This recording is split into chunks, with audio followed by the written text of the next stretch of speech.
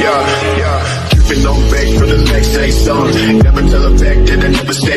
Hey guys, good morning, welcome to my new video. तो आप सभी का स्वागत है मेरे सेट कल चैनल पर। तो आप सभी अच्छे होंगे। तो आज का टॉपिक है एसी वायरिंग। तो एसी आपकी स्क्रीन में दिख रहा हो तो इस प्रकार से एसी होता है जिसका उपयोग गर्मी के दिनों में ठंडी हवा प्राप्त करने के लिए किया जाता है। ठीक है, इसे रूम पे लगाया जाता है, हॉल पे लगाया जाता है। इसके बाद आता है इसको बंद कमरे पर लगाया जाता है। यदि इसे खुले कर देने पर क्या होता है, जो सभी हवा होता है वो क्या होता है, निकल जाता है। तो इसका फुल फॉर्म होता है एयर कंडीशनर।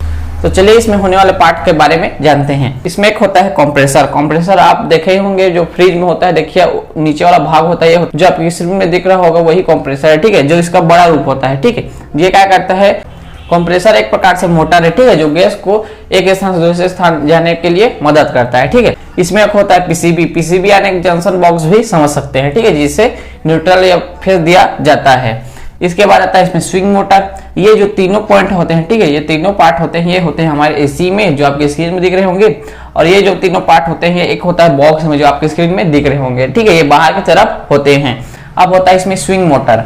अब एसी में पीसीबी तो हो गया, उसके बाद आता है स्विंग मोटर। स्विंग मोटर क्या करता है, जो ग्रिल होता है, ठीक है, जो ग्रिल उसको ऊपर नीचे या दाएं बाएं करने के लिए इसका उपयोग किया जाता है। अब आता है ब्लोअर फैन। ब्लोअर फैन क्या करता है, जो अंदर की ठंडी को बाहर की ओर भेजता है। ठीक है, ठंडी वायु या ठंडी हवा भेजता है, वो होता है हमारा ब्लोअर फैन। ये होता है जंक्शन बॉक्स। इसमें किसी भी पॉइंट पे फेस या न्यूट्रल देकर कहीं से भी फेस न्यूट्रल ले सकते हैं।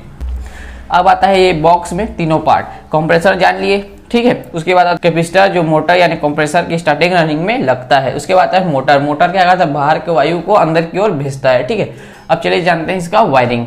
अब क्या करेंगे हम, यहाँ से हम पहले न्यूट्रल काम खत्म करेंगे। ठीक है, न्यूट्रल को ले आएंगे और इसमें एक पॉइंट में दे देंगे। ठीक है, अब एक पॉइंट को हम यहाँ से ले जाएंगे और इसी से एक हम दे देंगे ब्लोअर फैन में। फिर यहाँ से निकाल कर इसको जंक्शन बॉक्स में, और जंक्शन बॉक्स से इसको यहाँ से एक मोटर में दे देंगे प्रोवाइड, और एक यहाँ से लेकर इसको हम दे देंगे कॉमन में, कंप्रेसर में यानी मोटर की। ये हो गया हमारा कॉमन, ये हो गया रनिंग, ये हो गया स्टार्टिंग। तो न्यूट्रल काम खत्म हो गया। तो हम क्या करेंगे, कैपेसिटर के एक वायर को हम रनिंग में दे देंगे और एक वायर दे देंगे हम स्टार्टिंग में। तो न्यूट्रल काम खत्म हो गया। तो अब करते हैं इसमें फेस का वायरिंग। तो फेस हम यहाँ से उठाएंगे, ठीक है, और फेस को हम पीसीबी से एक पॉइंट में दे देंगे और पीसीबी से निकाल कर हम इसको एक वायर को यहाँ पर दे देंगे। फिर हो गया। फिर यहाँ से हम क्या करेंगे, यहाँ पर दे देंगे और इन तीनों को हम ब्लोअर फैन में दे देंगे। ठीक है, एक वायर। ठीक है, तो यहाँ से फेस ब्लोअर फैन को मिल गया। तो इस ब्लोअर फैन को इस पीसीबी के माध्यम से हम कंट्रोल कर सकते हैं। जिस प्रकार से हम एसी को रिमोट के माध्यम से कंट्रोल करते हैं वो होता है हमारा पीसीबी। इसी के अंतर्गत यह ब्लोअर फैन कंट्रोल होता है, कम ज़्यादा जिसका हाई या कम कर सकते हैं। ठीक है, टेम्परेचर को।